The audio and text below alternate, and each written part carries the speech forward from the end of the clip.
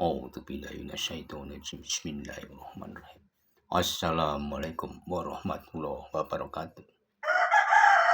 Kelana Yuda Channel mempersembahkan cerita silat Pedut Tiga Pengetahuan episode yang ke-41. Selamat mendengarkan.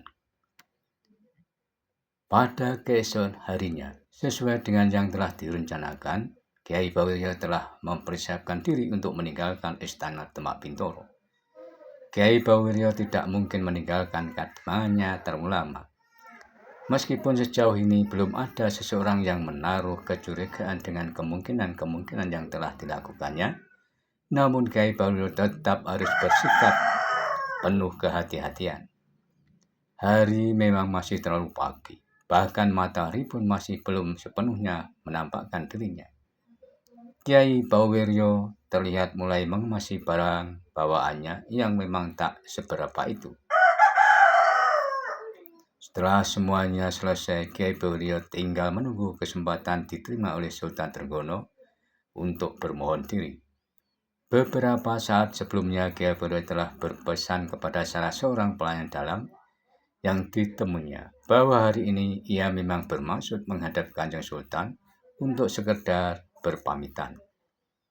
Tak berselang lama, ketika Bawiryo tengah duduk menunggu, terdengar suara ketukan pada pintu biliknya. Ketika pintu dibukanya, ternyata yang ada di dalamnya justru Ki Tembung Kertopulo. Aku sudah siap untuk kembali ke kedatangan itu. Aku tinggal menunggu waktu diterima Kanjeng Sultan untuk sekedar bermohon diri, berkata Kiai Bawiryo kepada Tumenggung Kertopulo. Maaf Kiai, Kanjeng Sultan Trenggono hari ini tidak bisa menerima Kiai. Namun Kanjeng Sultan telah menitipkan pesan kepadaku untuk menyampaikan ucapan terima kasih setelah ucapan selamat jalan, berkata Tumenggung Kertopulo. Kiai Bawiryo terkejut mendengar keterangan Tumenggung Kertopulo. Namun sebelum Kiai Bawiryo menanyakan sesuatu, terdengar Tumenggung Kertopulo telah menyambung perkataannya. Tidak ada sesuatu yang perlu dicemaskan, Kiai. Kanjeng Sultan tidak bisa menerima Kiai hari ini karena Kanjeng Sultan telah meninggalkan istana untuk satu keperluan yang sangat mendadak. Bahkan aku sendiri juga tidak mengetahui kepergian Kanjeng Sultan. Kiai Bawiryo mengerutkan keningnya mendengar perkataan Tumenggung Kertopulo. Aku mengetahuinya justru dari seorang Narpa Cundoko yang datang ke rumahku beberapa saat yang lalu. Narpa Cundoko itu mendapat perintah untuk menyampaikan pesan kepadaku terkait dengan kepergian Kanjeng Sultan dan juga pesan yang harus aku sampaikan kepada Kiai, kata Tumenggung Kertopulo memberikan penjelasannya. Kapankah Kanjeng Sultan meninggalkan istana? Desis Kiai Bawiryo. Menurut keterangan dari Narpa Cundoko yang menemuiku, sebelum fajar Kanjeng Sultan Trenggono telah meninggalkan istana. Ia hanya ditemani oleh kedua putranya Pangeran Prawoto dan Raden Timur Ronggo Jumono, serta beberapa orang pengawal pribadi terpilih Kanjeng Sultan. Sambil menganggukkan kepalanya, Kiai Bawiryo berkata, apakah dengan demikian kepada Tumenggung aku harus bermohon diri? Kenapa harus terburu-buru, Kiai? Bukankah hari ini masih terlalu pagi? Marilah, aku mempersilahkan Kiai untuk makan pagi terlebih dahulu, agar Kiai tidak pingsan di perjalanan nanti. Berkata Tumenggung Kertopulo sambil tertawa lirih. Terima kasih Tumenggung, aku tentu tidak akan meluknya, karena aku memang mencemaskan diriku kalau aku sampai pincang dalam perjalanan pulangku. Sambil tersenyum, Kiai Bawiryo menjawabnya. Marilah Kiai, nampaknya para pelayan pun telah memperlihatkan makanannya, kata Tumenggung Kertopulo. Demikianlah selanjutnya. Tumenggung Kertopulo menyempatkan diri untuk menemani Kiai Bawiryo makan pagi yang memang telah disiapkan oleh para pelayan istana. Beberapa saat setelah keduanya menyelesaikan makan pagi, Kiai Bawiryo dan Tumenggung Kertopulo masih sempat untuk saling berbincang sambil menikmati minuman hangat serta hidangan yang disediakan. "Maaf, Tumenggung Kertopuro," berkata Kiai Bauro saat keduanya sedang berbincang setelah selesai makan pagi. "Aku tidak bisa menahan diri untuk tidak menanyakannya. Apakah sebenarnya kesalahan yang telah dilakukan oleh prajurit muda dari Tingkir itu sehingga Sultan Demak menjadi murka dan mengusirnya? Sementara Sultan sendiri mengetahui bahwa putrinya justru telah menjadi kehilangan semangat hidupnya." Terlihat Tumenggung Kertopuro terdiam sejenak mendengar pertanyaan Kiai Pawuryo. Matanya memandang ke sekeliling ruangan seolah-olah Tumenggung Kertopuro ingin memastikan bahwa tidak ada orang lain di sekitar tempat itu yang ikut mendengarkan percakapan di antara mereka. Lalu dengan tersenyum kecil dan suara perlahan, Tumenggung Kertopuro berdesis, "Prajurit muda dari Tingkir itu dengan lantangnya membunuh Dado Ngawuk menggunakan sadak kinang." Kiai Bauryo terlihat mengerutkan dahinya mendengar jawaban Tumenggung Kertopuro. Untuk sesaat, Kiai Bauryo belum dapat menangkap sepenuhnya maksud dari perkataan Tumenggung Kertopuro. Namun sekejap kemudian Kiai Bauryo telah mengangguk-angguk sambil berdiri. "Saat aku memang harus berpikir apakah yang Tumenggung katakan itu berdasarkan pada arti mentoknya atau arti miringnya. Apakah akhirnya Kiai dapat menemukan arti yang sebenarnya?" desis Tumenggung Kertopuro. Sambil ikut tersenyum, Kiai Bauryo berkata, "Senyum Tumenggung itulah yang telah memberikan petunjuk padaku." Lalu terdengar Kiai Bauryo berkata lebih lanjut, "Sebagai lurah prajurit yang bertugas menjadi pengawal pribadi Sultan, anak muda itu memang mempunyai kesempatan untuk mengawasi seluruh bagian yang berada di dalam Istana Demak Bintoro, termasuk diantaranya adalah Taman Kaputren, dan nampaknya anak muda itu telah dengan sengaja menyasarkan dirinya ke dalam Kaputren." Demikianlah Kiai, prajurit muda itu ternyata telah tergoda untuk memetik sekuntum bunga yang ada di Taman Kaputren, desis Tumenggung Kertopuro seolah-olah ingin melengkapi perkataan Kiai Bauryo. Sambil beringsut mendekat, Kiai Bauryo berkata kepada Tumenggung Kertopuro, "Apakah yang telah mendorong lurah prajurit itu berani bertindak nekat? Bukankah perbuatannya tersebut dapat menyeret dirinya ke tiang gantungan? Karena lurah prajurit itu mengetahui bahwa apa yang dilakukannya tidaklah bertepuk sebelah tangan, bunga yang sedang tumbuh dengan mekarnya itu ternyata dengan sengaja membiarkan kumbang idamannya hinggap untuk menanti harum pesonanya," jawab Tumenggung Kertopuro. Kiai Bauryo mengangguk-anggukkan kepalanya sambil mendengar perkataan Tumenggung Kertopuro. Sesaat kemudian terdengar Tumenggung Kertopuro bertanya kepada Kiai Bauryo dengan nada yang bersungguh-sungguh, "Apakah Kiai telah mengenal lurah prajurit dari Tingkir itu?" "Aku pernah bertemu dengannya ketika aku berkunjung ke Istana Demak Bintoro beberapa waktu yang lalu. Aku bahkan sempat berbincang-bincang dengannya. Kanjeng Sultan sendirilah yang telah memperkenalkanku dengan prajurit muda itu." "Maksudku adalah, apakah Kiai mengetahui siapakah jati diri sebenarnya dari prajurit muda itu?" bertanya Tumenggung Kertopuro. Sambil mengangguk dan memandang Tumenggung Kertopuro, Kiai Bauryo berkata, "Aku mengenalnya hanya sebatas dari cerita yang aku dengar bahwa anak muda itu adalah seorang prajurit yang mampu membuat Sultan Demak tertarik dan menarik perhatiannya secara khusus karena anak muda itu dianggap mempunyai bakat dan kemampuan kanuragan pilih tanding," berkata Kiai Bauryo. Sambil menganggukkan kepalanya, Tumenggung Kertopuro berkata, "Kabar yang Kiai dengar benar adanya. Anak muda itu memang mempunyai bakat dan kemampuan kanuragan yang menakjubkan." Dilihatnya Kiai Bauryo yang sedang duduk di hadapannya, lalu terdengar Tumenggung Kertopuro melanjutkan kembali perkataannya. "Kanjeng Sultan Trenggono sendiri ada seseorang yang hampir tiada duanya dengan ilmunya.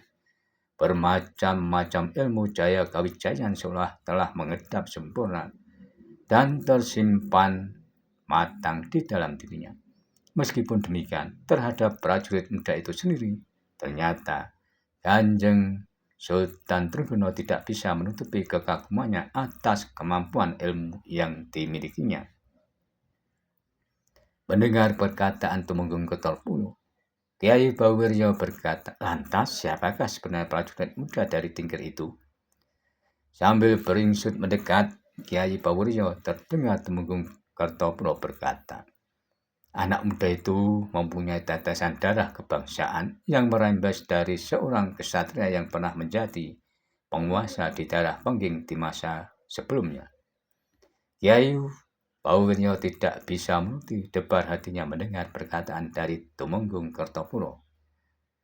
Dengan suara yang penuh tekanan, Kiai Bauwiryo berkata, "Apakah yang Tumenggung maksudkan dengan satria yang pernah menjadi penguasa di daerah Pengging itu adalah Ki Kebu Kenongo atau juga dikenal sebagai Ki Ageng Pengging Anom, yang merupakan putra dari Ki Ageng Pengging Sepuh atau dalam sebutan lainnya dikenal sebagai Pangeran Handayaningrat, salah satu putra menantu dari Raja Mojopahit?" Sambil mengangguk-anggukkan kepalanya, Tumenggung Kertopuro berkata, "Lurah prajurit itu putra dari Ki Kebu Kenongo atau juga disebut Ki Ageng Pengging Anom, seorang penguasa wilayah Pengging yang di masa hidupnya dikenal sebagai satria pinujul ing papak berkat kemampuan kanuragan yang tersimpan di dalam dirinya." Sambil mengangguk-angguk kepalanya, Kiai Bauwiryo berdesis sendiri menanggapi keterangan Tumenggung Kertopuro. "Aku sering mendengar cerita bahwa perguruan Pengging merupakan sebuah perguruan yang menjadi cikal bakal dari tumbuhnya sebuah ilmu ngedap-ngedapi yang bernama Ajian Sosro Birowo. Bahkan kabarnya pula ada salah satu murid dari perguruan Pengging yang saat itu mengabdi di Sultan Demak Bintoro sebagai seorang senopati dengan pangkat Ronggo. Aku mengagumi pengetahuan yang Kiai miliki. Meskipun Kiai tinggal jauh dari kota Demak, namun ternyata Kiai mempunyai pengenalan dan pengetahuan yang luas terhadap orang-orang pilih tanding yang dimiliki bumi persada ini. Aku meyakini bahwa Kiai pun nampaknya juga mempunyai pengetahuan yang cukup terhadap beberapa persoalan yang berkaitan dengan pemerintahan Demak Bintoro saat ini," berkata Tumenggung Kertopuro sambil tersenyum. Kiai Bauwiryo yang bermaksud untuk menanggapi pujian dari Tumenggung Kertopuro telah mengurungkan niatnya ketika dilihatnya Tumenggung Kertopuro telah melanjutkan keterangannya. Senopati berpangkat Ronggo yang Kiai maksudkan itu bernama Ronggo Tohjoyo. Sambil mengerutkan dahinya, Kiai Bauwiryo berkata, "Kabar yang aku dengar senopati berpangkat Ronggo itu disebut sebagai Maiso Jenar, atau barangkali memang ada nama yang lain dengan orang yang berbeda." Maiso Jenar adalah sebutan dari Ronggo Tohjoyo. Ia memang salah satu pewaris ilmu perguruan Pengging. Selain lagi, kata Tumenggung Kertopuro selanjutnya, Ronggo Tohjoyo pun ternyata juga bersahabat karib dengan seorang dari perguruan Selo yang dikabarkan mempunyai kemampuan menangkap petir.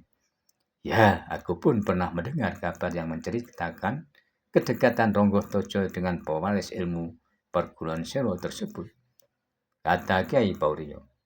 Aku sebenarnya berkeinginan untuk bisa bertemu atau bahkan mengenal Ronggo Tohjoyo. Sudah beberapa kali aku datang ke Istana Demak Bintoro, namun belum sekalipun aku berkesempatan bertemu dengan senopati berpangkat Ronggo tersebut. Nampaknya Kiai akan mempunyai kesempatan lagi untuk bertemu dengannya, karena saat ini Ronggo Tohjoyo sudah tidak berada di Demak Bintoro lagi. Beberapa waktu yang lalu, senopati tersebut telah meletakkan jabatannya atas kehendaknya sendiri, kata Tumenggung Kertopuro memberikan penjelasannya.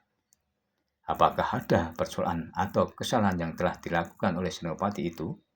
Bertanya Kiai Baurio dengan dai berkerut. Tidak ada kesalahan atau persoalan apapun yang terjadi. Seperti yang sudah kukatakan, Ronggo Tohjoyo mengundurkan diri atas kehendaknya sendiri. Bahkan Kesultanan Demak telah memberikan pengakuan dan ucapan terima kasih atas pengabdian yang telah dilakukannya terhadap pemerintahan Demak Bintoro. Meskipun demikian, berkata Tumenggung Kertopuro selanjutnya, Ronggo Tohjoyo atau yang lebih kawentar disebut sebagai Maiso Jenar adalah seseorang yang benar-benar mempunyai jiwa satria yang dilandasi kecintaannya terhadap Demak Bintoro. Ia telah memilih caranya sendiri untuk tetap bisa mengabdi kepada Demak Bintoro. Meskipun saat ini Ronggo Tohjoyo sudah mengundurkan diri, namun dengan kesadaran pribadinya, Senopati itu tetap membantu dengan cara melibatkan dirinya turut serta melacak dan melakukan upaya pencarian terhadap keberadaan kedua pusaka yang saat ini sedang jengkar dari bangsa pusaka Demak. Dan apa yang dilakukannya itu sepenuhnya ia bebankan pada tanggung jawab pribadinya sebagai wujud kecintaan dan pengabdiannya kepada Demak Bintoro, berkata Tumenggung Kertopuro mengakhiri penjelasannya. Senopati yang benar-benar mempunyai jiwa yang besar dan sikap yang satria, desis Kiai Baurio Lirik. Benar Kiai, sikap satria yang nampaknya diwarisi berdasarkan ajaran dan tuntunan dari perguruannya, jawab Tumenggung Kertopuro. Untuk sejenak, keduanya saling berdiam diri. Terlihat Tumenggung Kertopuro telah mempersiapkan Kiai Baurio untuk menikmati makanan dan minuman yang telah disediakan. Setelah keduanya menikmati minuman hangat serta mencicipi panganan yang ada, terdengar Kiai Baurio berkata, Maaf Tumenggung Kertopuro, kembali kepada persoalan yang berkaitan dengan prajurit muda dari Tingkir itu. Apakah sejak semula Kanjeng Sultan sudah mengetahui tentang jati diri sebenarnya dari prajurit muda tersebut? Nampaknya memang demikian, Kiai. Setidaknya sejak peristiwa yang pernah terjadi di pinggir Belumbang kala itu. Entah sengaja ataupun tidak, tingkah anak muda itu melompati Belumbang dengan cara yang aneh tentu sebuah upaya untuk menarik perhatian Kanjeng Sultan.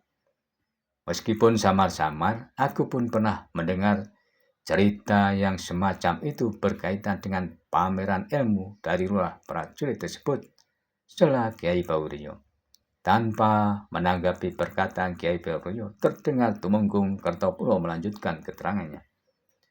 Dan ternyata tingkah anak muda itu benar-benar berhasil mencuri perhatian Kanjeng Sultan Trenggono. Kanjeng Sultan beranggapan bahwa hanya orang yang memiliki kemampuan yang tinggilah yang mampu melompati Belumbang dengan cara seperti yang dilakukan anak muda tersebut. Sambil mengangguk-angguk, Kiai Baurio berkata, kenyataan sebetulnya yang nampaknya telah membuat Sultan Trenggono seolah berada di persimpangan jalan untuk dapatnya mencari jalan keluar yang terbaik bagi persoalan yang berkaitan dengan putri bungsu itu. Demikianlah Kiai, jawab Tumenggung Kertopuro. Kanjeng Sultan Demak tentu tidak bisa mengabaikan begitu saja keberadaan anak muda yang penuh gejolak itu. Darah yang menetes pada garis keturunannya tentu menjadi penilaian tersendiri bagi Sultan Trenggono. Lalu dengan nada yang semakin bersungguh-sungguh, Tumenggung Kertopuro melanjutkan perkataannya. Dengan ketajaman penglihatannya serta kerjinan mata hatinya, Kanjeng Sultan Demak nampaknya dapat melihat setitik cahaya yang tersimpan di dalam diri anak muda itu. Sebuah cahaya kegemilangan yang mungkin akan menuntun anak muda itu menelusuri takdir kehidupannya. Kiai Baurio hanya terdiam sambil menganggukkan kepalanya. Untuk sekilas ia mencoba mengingat-ingat peristiwa beberapa waktu yang lalu ketika ia berkesempatan bertemu dengan prajurit muda dari Tingkir tersebut. Kiai Baurio tidak menduga bahwa prajurit muda itu ternyata merupakan keturunan pengusaha dari Pengging yang pada masanya pernah menjadi pusat perhatian banyak kalangan, termasuk dari pemerintahan Demak Bintoro sendiri. Di masa itu, keberadaan Ki Ageng Pengging yang juga disebut sebagai Ki Kebo Kenongo, yang berkedudukan sebagai penguasa di wilayah Pending, memang sempat menjadi pusat perhatian oleh kalangan pemerintahan Demak Bintoro, khususnya terkait dengan sikap dari Ki Ageng Pengging yang dianggap berseberangan dengan kekuasaan pemerintah Demak Bintoro. Ki Ageng Pengging yang beberapa kali menolak untuk menghadap Tika Sultan Demak nampaknya dijadikan alasan bagi pemerintah Demak Bintoro untuk menjatuhkan hukumannya. Sebenarnya sikap serta penolakan Ki Ageng Pengging tersebut bukanlah satu-satunya alasan pemerintah Demak Bintoro menjatuhkan hukumannya. Alasan lain yang tak kalah pentingnya atas keputusan pemerintahan Demak Bintoro tak terlepas dari kedekatan Ki Ageng Pengging dengan seseorang tokoh yang sepuh Winasis yang dikabarkan mempunyai ajaran yang dianggap menyimpang. Sejenak ruangan itu kembali terhening. Namun napas-napas mereka terlihat teratur dengan rapi sehingga udara di sekitarnya terlihat tenang kembali. Demikianlah episode ke-41 cerita silat Pedut di Kademangan Dauhan. Dan nantikanlah episode selanjutnya. Terima kasih, sampai jumpa.